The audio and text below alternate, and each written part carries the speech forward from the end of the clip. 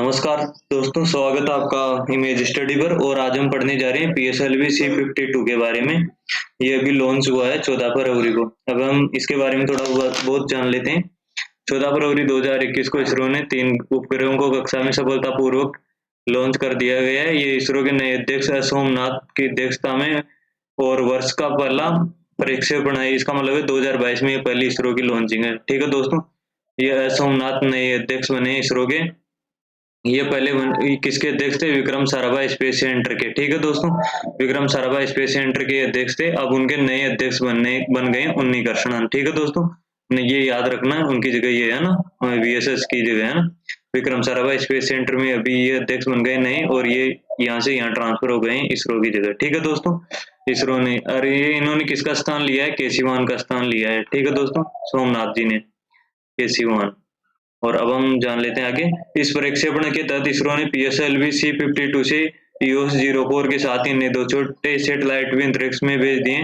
PSLV का मतलब क्या होता है दोस्तों? ये एक रॉकेट होता है। ये दो प्रकार के होते हैं, PSLV और GSLV। इसका मतलब होता है पोलर सैटेलाइट लॉन्च व्हीकल। इसका मतलब होता है geo synchronize launch vehicle. For example, जैसे GSLV का MK3 हमने जो चांद सेकंड को भेजा था ना, GSLV MK3 से, तो वो GSLV है। ये बेसिकली रॉकेट ऊपर ले जाते हैं सैटेलाइट को। EOS का मतलब होता है अर्थ ऑब्जर्वेशन सैटेलाइट। ठीक है दोस्तों, आगे चलते हैं। अर्थ EOS में 04 एक राडार इमेजिंग सैटेलाइट है जिसका जीवन काल 10 वर्ष है।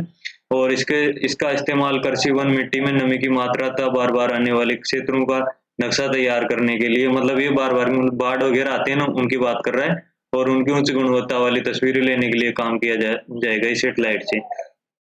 होता क्या है, जैसे बिहार के अंदर बार बार बाढ़ आता है, या फिर वेस्ट बंगाल, ये और ये चक्रवात आते हैं जैसे उड़ीसा की तरफ, तो उनकी तरफ ये ध्यान रखेगी मतलब कौन सी जगह बाढ़ आ रही है। और कृषि में इसका किस प्रकार से इस्तेमाल किया जाता है दोस्तों? जैसे हमें पता चलता है कि इस बार 10,000 मीट्रिक टन सरसों हुई, तो उसको क्या प्रत्येक किलो को थोड़ी गिनते हैं, सीधे की सीधे मतलब कि, और कौन सी फसल ज्यादा हुई, सरसों की ज्वार हुई है, तो इसका कैसे पता चलता है? सैटेलाइट के माध्यम से पता चल जाता है। मतलब कृषि के बारे में ये सैटेलाइट ऊपर से धरती के ऊपर ध्यान रखती है कि कौन सी जगह कौन सी फसल ज्यादा होती है। उसी आधार पर भी डेटा एनालिसिस की लैब होती है बड़ी बड़ी। ठीक है दोस्तों, तो वो एनालिसिस करके बताते हैं कि कौन सी जगह क्या क्या पैदावार हो रही है।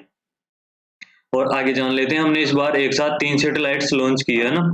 एक तो ये हो गई अपनी EOS-04, और एक है INS-2D, भारत और भूटान का संयुक्त उपग्रह। और ये इंस्पायर सैटेलाइट 1 USA का है ना।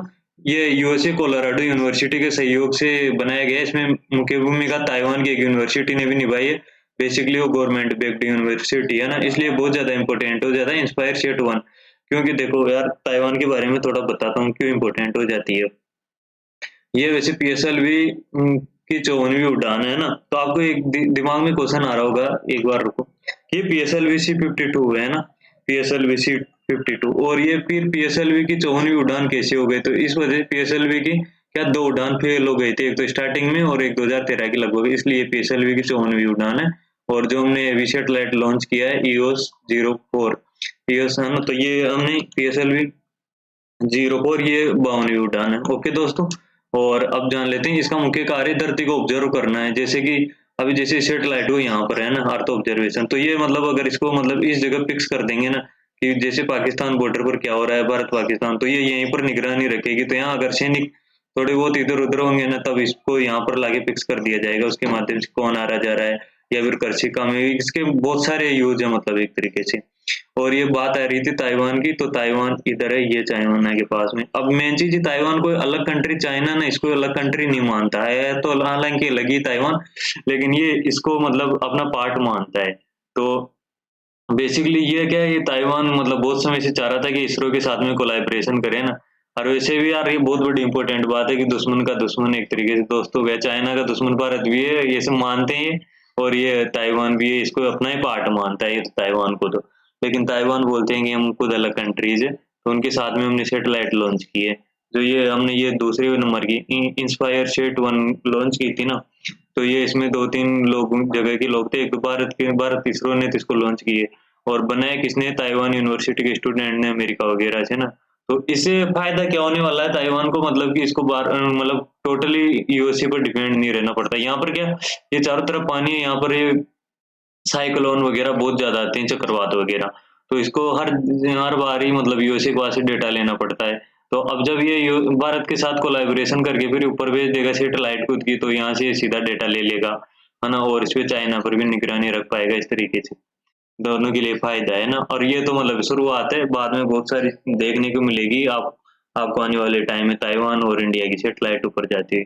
ओके दोस्तों, वैसे ये PSLV की C-52 अभी 14 फरवरी को लॉन्च हुई है। बाकी मैंने इसको मतलब 8-10 दिन पहले कवर कर दिया था यहाँ पर।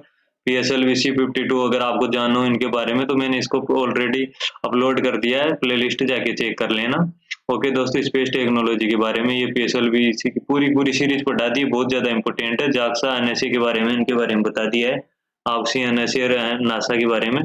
और अब हम कल याद करेंगे ये जो हमारा पार्ट 2 आएगा, ये कल है ना शाम को, हमने इसका पार्ट 1 अपलोड कर दिया है इम्पोर्टेंट फेस्टिवल का। ओके दोस्तों, थैंक यू।